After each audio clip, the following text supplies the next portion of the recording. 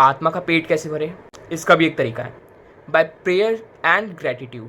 अब मैं तो उसी दिन खुश होऊंगा जिस दिन मैं अपनी ड्रीम कार खरीद लूँ। एक चीज़ होती है कि हम अपनी खुशी को मटीरियलाइज कर रहे हैं, तो फिर हमारे लिए हैप्पीनेस क्रिएट करना चुटकी बजाने जितना आसान हो जाएगा। Okay, so you have two choices, you can either be happy और you can either be unhappy. कौन सा वाला चूज़ करोगे? ये वाला, राइट? हमें पता है कि हमको हमेशा खुश रहना है, तब भी हम अपनी हैप्पीनेस को खुद से क्रिएट नहीं कर पाते हैं। बट इन 3 वेज तुम और सारे जितने भी देख रहे हो, तुम सब सीख जाओगे कि खुद के लिए हैप्पीनेस कैसे क्रिएट करते हैं। Let's see. So the step 1 is clean your mental lens.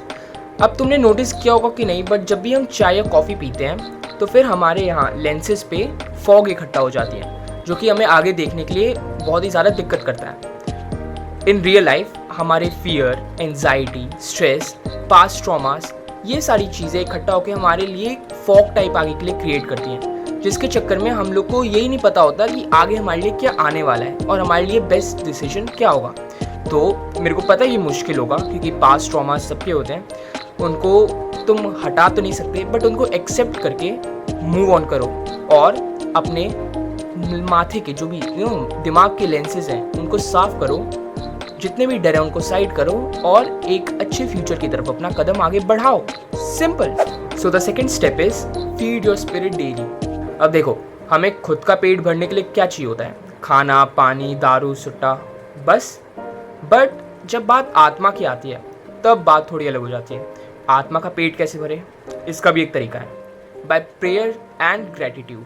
अब देखो, सिंपल एक छोटा सा स्टेप है। तुम सुबह सो के उठो तो तुम्हें खुद से सिर्फ ये 3 चीज़ें कहनी है। आज मेरा दिन बहुत अच्छा जाएगा, आज मेरे को बहुत सारी चीज़ें सीखने को मिलेंगी और आज मेरे को ढेर सारी अपॉर्चुनिटीज़ मिलेंगी। मेरी गारंटी है 100% ये वर्क करता है। सिर्फ एक हफ्ता इसको ट्राई करके देखो, सिर्फ एक हफ्ता, और फिर तुम इस वीडियो पे आना और थैंक यू बोलना। गारंटी वर्क करता है भाई। And the last step is redefine what happiness means to you.